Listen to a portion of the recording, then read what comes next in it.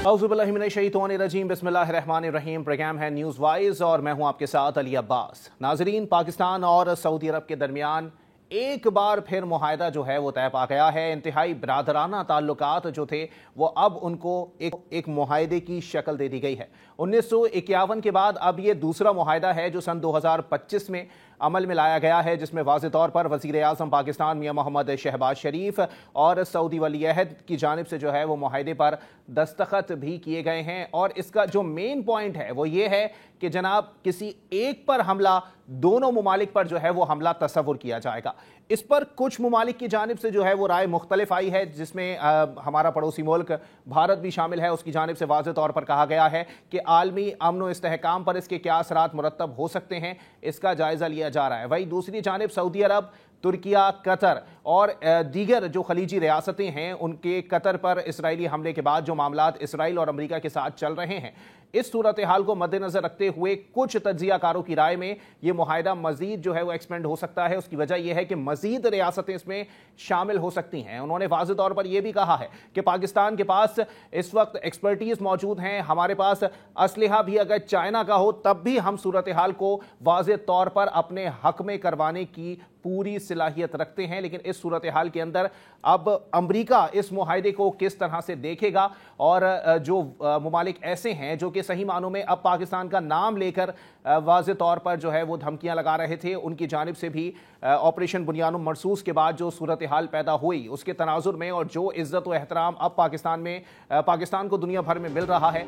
उसके तनाजुर में जो चीज़ें सामने आई हैं उसको भी देखना वाज़ेह तौर पर ज़रूरी है। इसी पर बात करेंगे। हमारे साथ दिफाई तज्जियाकार एयर वाइस मार्शल साजिद तय्यब साहब मौजूद हैं, बहुत शुक्रिया साजिद साहब।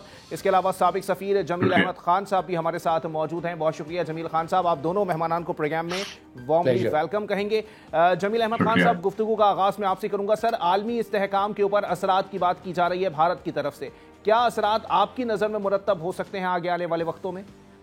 ये भारत ज़ाहिर है इस पे ज़्यादा कंफर्टेबल तो नहीं हो सकता। भारत को पता है कि इस मुआहदा का, जिस तरह आपने जिक्र कर रहे हैं, आपने अपने इंट्रो में बताया आपने नाजरीन को कि किसी एक मुल्क पर हमला, दूसरे मुल्क पर हमला तस्वर किया जाएगा। इसका मतलब ये हो कि इंडिया कभी अपनी वो एडवेंचर करने की कोशिश करे जो उसने 7 मई को किया था और जिसको उसको दंदान शिकन जवाब मिला था, तो वो कहीं दोबारा भी अगर करने की कोशिश करे तो उसमें अब सऊदी अरब भी बीच में लाजमन उसको आना पड़ेगा। और ज़ाहिर है मुआहदे की ये शक है, मुआहदे का मकसद यही है, और ये मुआहदा इंटरनेशनल कानून के एन मुताबिक है, बायलैटरल मुआहदा है, और बायलैटरल मुआहदा का डिपॉजिटरी और रजिस्ट्रेशन अक़वाम मुत्तहिदा के चार्टर के मुताबिक, आर्टिकल के 102 के मुताबिक अक़वाम मुत्तहिदा में उसको जमा कराया जाता है। जिसका मतलब ये हुआ कि इसको एक बिल्कुल इंटरनेशनल लीगल फ्रेमवर्क की ताकत इसको हासिल है। इंडिया का जहां तक ताल्लुक है, ज़ाहिर है इंडिया को पता है कि अब उसके लिए बहुत दुश्वार हो जाएगा ये सोचना भी।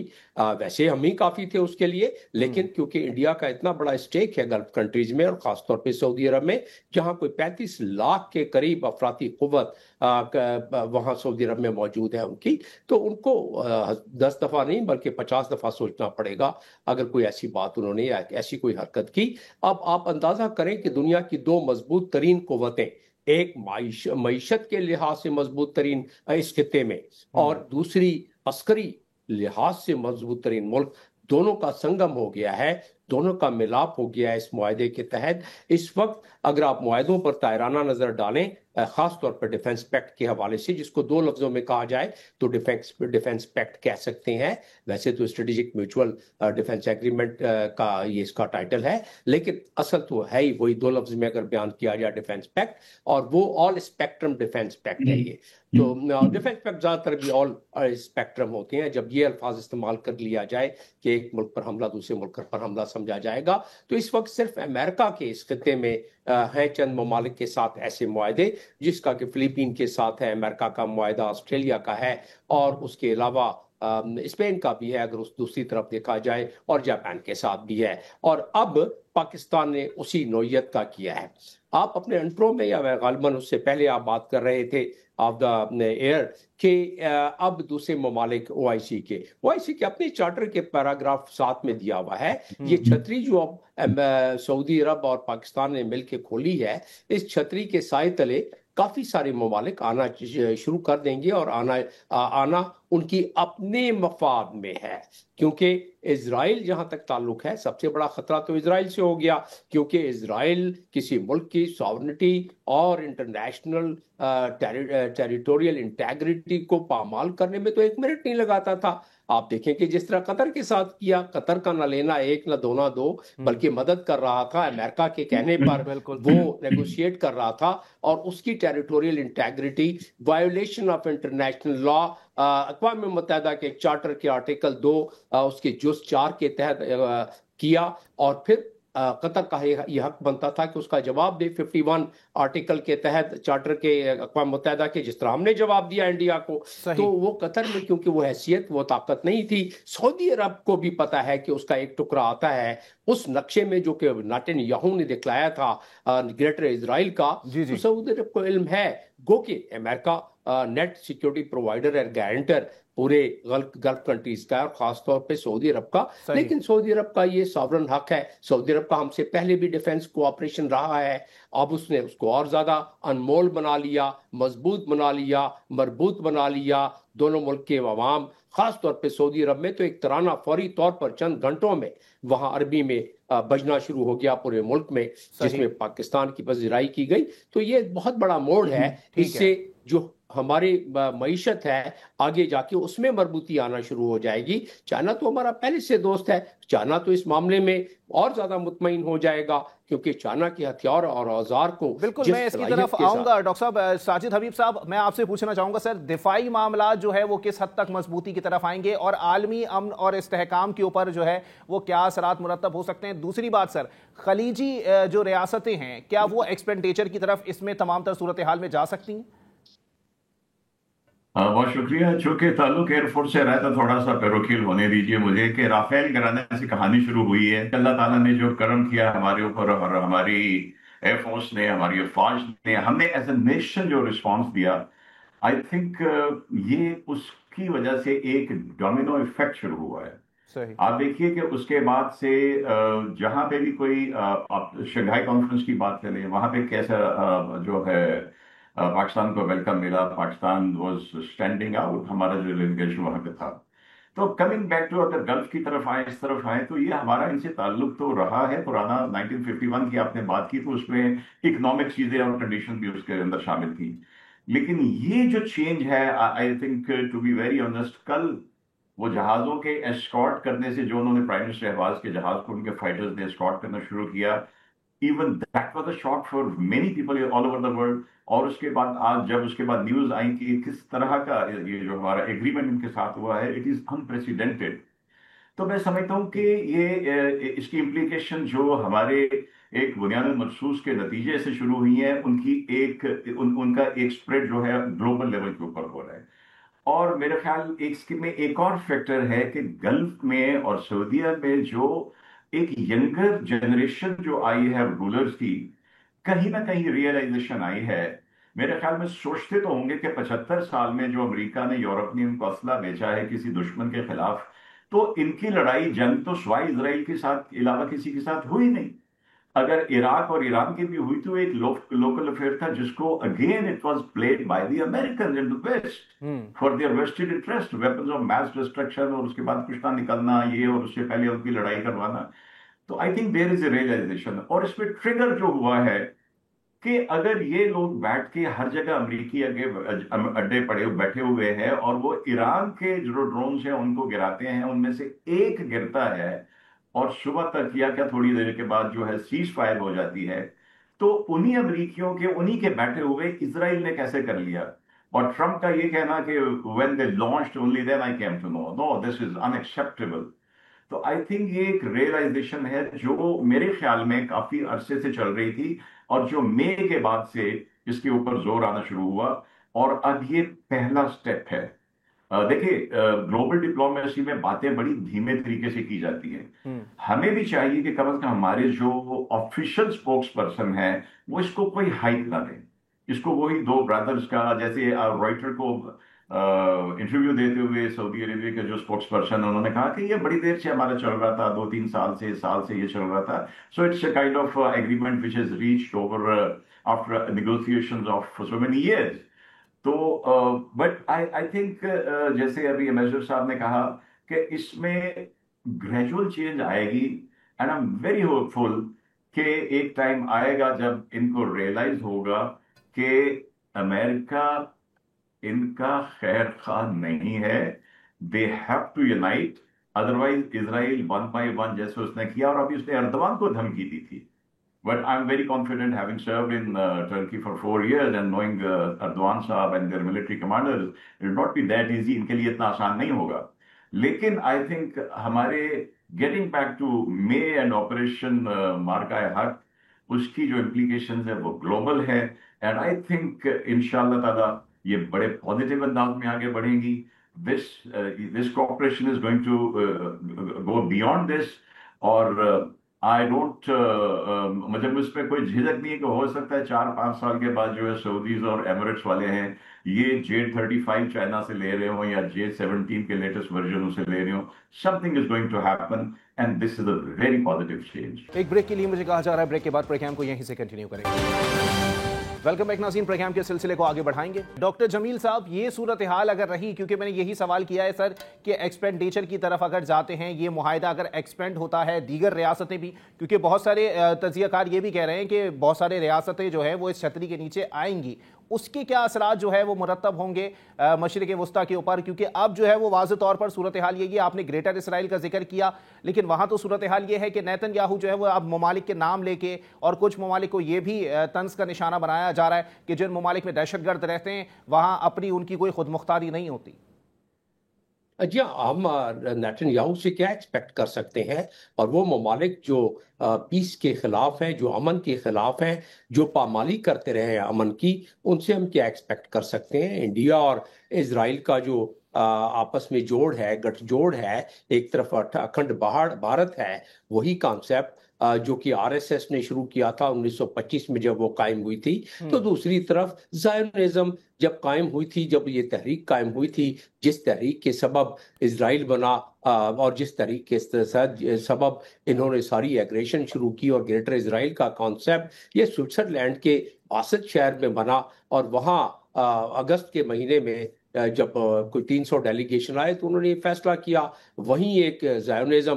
تو وہ اس ایگریشن کو آگے لے کے چلنا چاہتے ہیں، تو ان کی توقع یہی تو میٹیگیشن ہوتی ہے، یہی تو نیشنل سیکیورٹی انٹرسٹ کو اسیس کر کے میٹیگیٹ کرنے کے لیے ایسے معاہدے چند ممالک ہم خیال جو ہوں، جن کا انٹرسٹ ملتا ہو، جن کی ثقافت، جن کا مذہب، جن کے معاشی، جن کے عسکری تعلقات ہوں، تو وہ ایسے معاہدے کر کے اپنے نیشنل سیکیورٹی کو مزید مستحکم کرتے ہیں. اور یہی ہوا ہے سعودی عرب، اور یہی دیکھیں پاکستان کی بھی معیشت تو مخدوش ہے، یہ ماننا پڑے گا. اور یہ بھی ماننا پڑے گا کہ اس میں ہماری اپنے بھی افکار ہیں جس کی وجہ سے معیشت مخدوش ہوئی.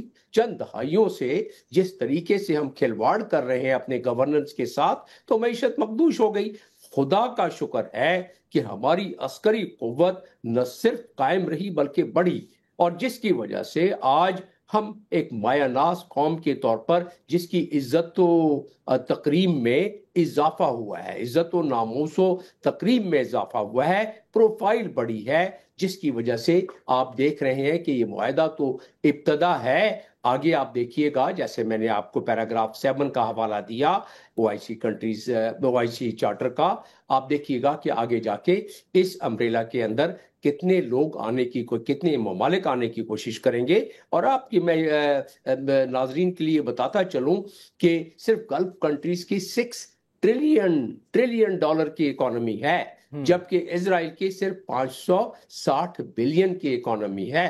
تو آپ دیکھ لیں کہ مقابلہ کیا ہے. اگر ان کو یہ اسٹرینتھ اور یہ گارنٹی مل جائے ہمارے ان برادر ملکوں کو، تو یہ برادر ملک ظاہر ایک دوسرے کا خیال رکھیں گے. پاکستان کی مخدوش معیشت آنن فانن میں اور بہت جلدی ٹھیک ہو سکتی ہے. عسکری صلاحیتوں کو ٹائم لگتا ہے، تو ہماری عسکری صلاحیتیں بڑھی ہیں. اب یہ وقت ہے کہ ہم اپنی معیشت، مخدوش معیشت خود بخود بڑھے گی ان حالات اور اس پروفائل کے بڑھنے سے اور ایسے معاہدوں کی وجہ سے. آپ نے دیکھ لیا، کل بیان میں آ گیا کہ اکنامک کولیبریشن کو مزید بڑھایا جائے گا ڈیفنس انڈسٹری میں. از خود اب اس کا حصہ ہے اس ایگریمنٹ کا کہ ڈیفنس کولیبریشن بھی بڑھے گی، جس کا مطلب یہ ہوا کہ انویسٹمنٹ بڑھے گی، جس کا مطلب یہ ہوا کہ جن ہتھیار اور اوزار کو ہم نے استعمال کر کے یہ دنیا کو ثابت کر دیا کہ کیپیسٹی کیا ہوتی ہے اور صلاحیت کیا ہوتی ہے چائنا کی، وہ ابھی مال اور بکے گا چائنا کا. ہم نے مارکیٹنگ کر دی پوری دنیا میں، بالکل مارکیٹنگ تو کر دی ہے، مال اور بکنا بھی چاہیے. ویسے ساجد حبیب صاحب، یہاں صورتحال یہ کہ ایک بات ہے جو شاید عرب ممالک کو بہت پہلے سمجھ جانی چاہیے تھی، لیکن جب ایران کے اوپر جو ہے وہ اسرائیل نے اٹیک کیا ہے، اس کے بعد صورتحال واضح ہوئی کہ جہاں جہاں پر بھی انڈیا کے اسٹیکس موجود ہیں وہاں صورتحال جو ہے وہ اسرائیل کے حق میں ہی جاتی ہے. کیونکہ کچھ انٹیلیجنس معلومات کے تبادلے کی بھی بات ہوئی تھی کہ جو انڈینز وہاں پر موجود تھے انہوں نے ہی انٹیلیجنس معلومات وہاں پر فراہم کی تھی. یہ بات اب جا کے عرب ممالک کو سمجھ میں آئی ہے جو بہت پہلے سمجھ جانی چاہیے تھی. اب صورتحال کیا ہے؟ آپ نے بالکل صحیح کہا. یہ جو دونوں ایپیسوڈ ہوئے ہمارا اور بھارت کا ہوا، اگین آئی وڈ سے کہ یہ اس کے وہ جو ہے ڈانڈے وہیں پہ جا کے ملتے ہیں ٹرمپ سرکار سے. ان کی یہ کوشش تھی اور اس کا اوور آل آبجیکٹو صاحب بہتر سمجھتے، میں سمجھتا ہوں کہ کنٹینمنٹ آف چائنا ہی تھا. پہلے انہوں نے یہاں سے ٹرائی کی، فیل ہوئے، then the other part was ready, جو اسرائیل نے ایران کے اوپر حملہ کیا.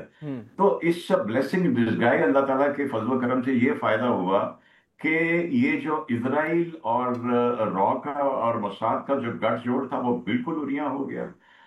اور اس کی وجہ سے دیکھیں نا، اسی کی وجہ سے ہمارا جو ویسٹرن بارڈر بڑا ڈسٹرب تھا اور ابھی تک ہے.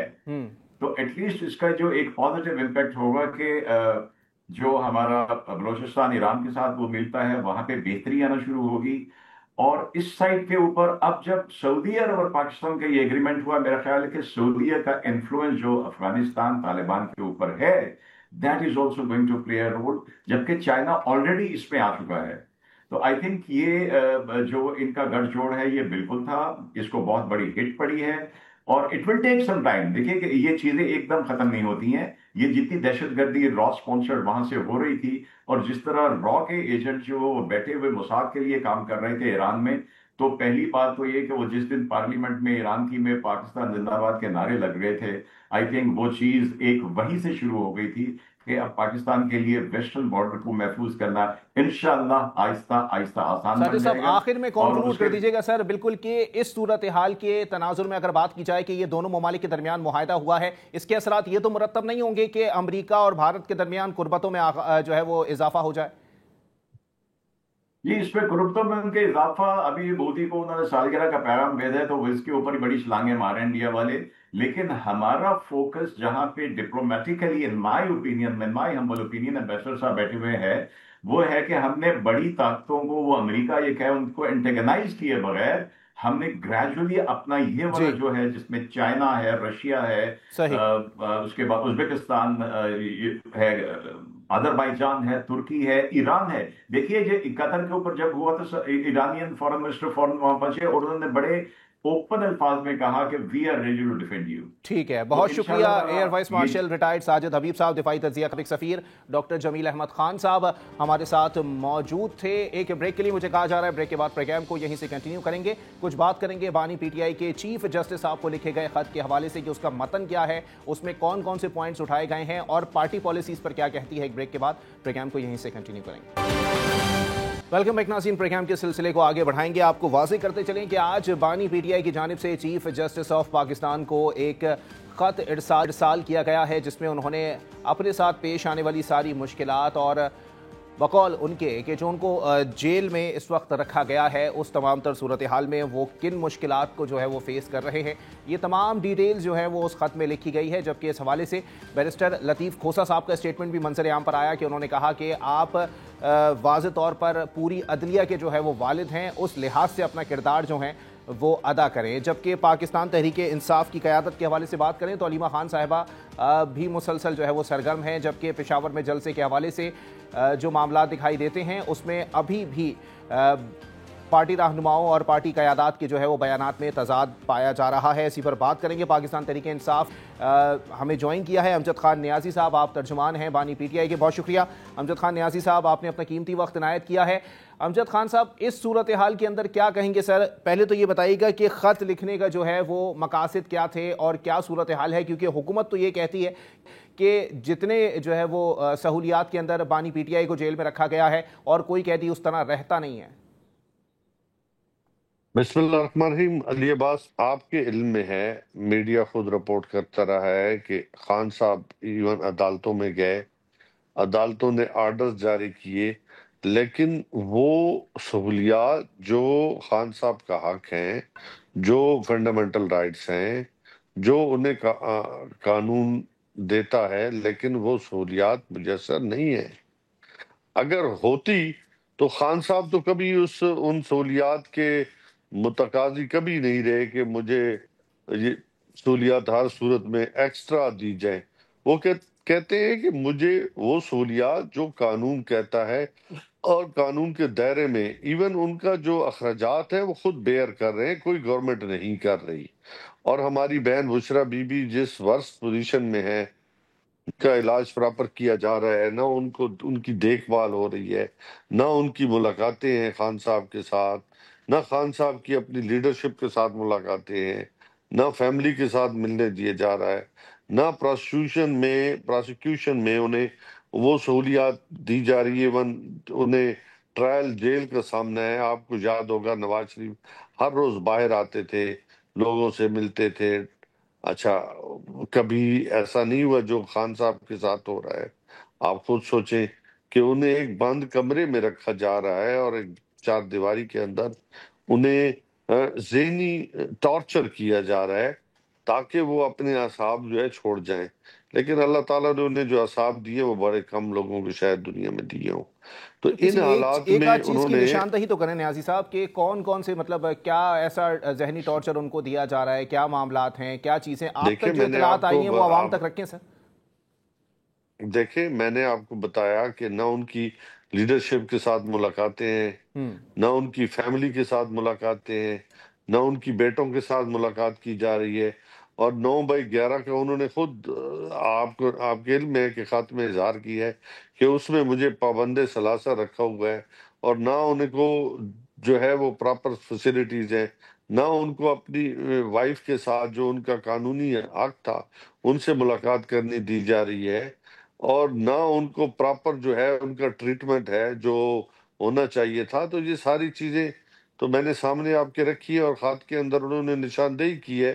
اور اسی لیے تو انہوں نے چیف جسٹس سے کہا ہے کہ آپ کا اور میرا کتنا فاصلہ ہے. آپ اگر مجھ جیسے شخص کو جس کو 90% پاکستان کی عوام پسند کرتی ہے, ساتھ کھڑی ہے, اور میرا مینڈیٹ چورے ہونے کے باوجود جو ہے وہ مجھے وہ سہولیات نہیں دی جا رہی جس کا مجھے حق حاصل ہے قانون لحاظ. خان صاحب نے کوئی ایسی بات نہیں کی جس میں انہوں نے کہا کہ مجھے کوئی ایکسٹرا چیزیں دیں. انہوں نے صرف یہ کہا ہے کہ میرا حق ہے وہ مجھے ملنا چاہیے, لیکن ایسا نہیں ہو رہا.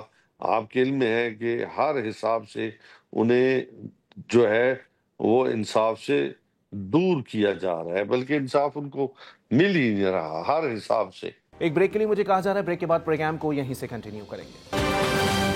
ویلکم بیک ناظرین, پروگرام کے سلسلے کو آگے بڑھائیں گے. امجد صاحب پھر یہ بھی بتائیے گا سر, کیونکہ عظمیٰ خان صاحبہ ترجمان ہیں پنجاب حکومت کی, ان کی جانب سے تو تمام تر صورتحال کو مد نظر رکھ کر یا پھر اس طرح کے بیانات پر یہی کہا جاتا ہے کہ جی بانی پی ٹی آئی تو اندر دیسی مرغے بھی کھاتے ہیں, اور ان کے بیرک کی جو ہے وہ دیواریں گرائی گئی ہیں تاکہ ان کے واک کرنے کا ایریا بن سکے, ان کو اخبار, کتابیں, ٹی وی سب مہیا کیا جا رہا ہے. تو پھر صورتحال کیا ہے؟ اس سے زیادہ کوئی کسی قیدی کو کیا دے سکتا ہے سر؟ دیکھیں, نہ ان کو کتابیں میسر ہیں, نہ انہیں ٹی وی میسر ہے اس وقت, نہ انہیں ایکسرسائز کرنی دی جا رہی ہے. وہ خود اپنے خط میں بیان کر چکے ہیں اور وہ بتا چکے ہیں کہ میرے ساتھ اندر کیا سلوک ہو رہا ہے. آپ کے میڈیا کے لوگ, جس سے پہلے اسد اللہ خان تھے, علینا شگری صاحبہ تھی, اس کے علاوہ کئی لوگوں نے ٹرائی کی کہ خان صاحب کی جیل کے اندر جو سہولیات ہیں ان کا جائزہ لیا جا سکے. لیکن افسوسناک بات ہے, اگر گورنمنٹ سنجیدہ ہوتی یا انہیں مطلب ان میں شفافیت ہوتی تو آپ میڈیا کے لوگوں کو جانے دیتے. کیا انہوں نے جانے دیا؟ وہ باہر کھڑے رہے، بلکہ ناکے تک کھڑے رہے. تو اس سے آپ خود اندازہ کر سکتے ہیں کہ وہ جھوٹ بولنے میں کتنے ماہر ہیں اور جھوٹ پہ جھوٹ بولے جا رہے ہیں. میں نے پہلے کہا کہ جتنے بھی اخراجات ہیں خان صاحب خود بیئر کر رہے ہیں، اپنے کھانے پینے کے اخراجات ہوں یا وہاں پہ جیل کے حوالے سے جتنے بھی ان کے ایکسپینڈیچر آ رہے ہیں وہ خود برداشت کر رہے ہیں. اور آپ کو یاد ہوگا کہ یہ بات آج سے کچھ عرصہ پہلے انڈورس کی ہے آئی جی پنجاب پریزنر نے کہ جتنے بھی اخراجات ہیں وہ خان صاحب جو ہے وہ خود اپنے جیب سے خرچ کر رہے ہیں. اچھا، تو امجد خان صاحب آپ نے بتایا کہ چلے ٹھیک ہے، جو اخراجات آ رہے ہیں وہ عمران خان صاحب جو ہیں وہ اپنی جیب سے جو ہے وہ ادا کر رہے ہیں، لیکن یہ بھی بتائیں سر کہ جیل میں اس وقت کتنے فیصد قیدی ہیں جن کو اپنا خرچہ خود اٹھانے کی جو ہے وہ اجازت دی جا رہی ہے؟ پھر تو بہت سارے قیدی ایسے ہی ہیں کہ وہ مزے میں ہی رہیں گے جیل کے اندر. نہیں دیکھیں، جو یہ جیل مینول میں ہے کہ جو لوگ خود بیئر کر سکتے ہیں، اپنے اخراجات اٹھا سکتے ہیں، ان کو یہ حق حاصل ہے کہ خان صاحب کو انہوں نے کوئی ایکسٹرا آرڈنری جو ہے سہولت نہیں دی گئی. آپ کی یاد ہوگا کہ میں بھی 1 سال پہلے جیل کے اندر تقریباً 1 سال جیل میں رہا، تو میں خود اپنے اخراجات خود برداشت کرتا رہا وہاں پہ. تو یہ بات نہیں ہے جس کو کہیں کہ جی انہوں نے کو خان صاحب کے لیے کوئی اسپیشل دروازہ کھول دیا ہے یا اسپیشل فیسلٹی جاری کر دی ہے.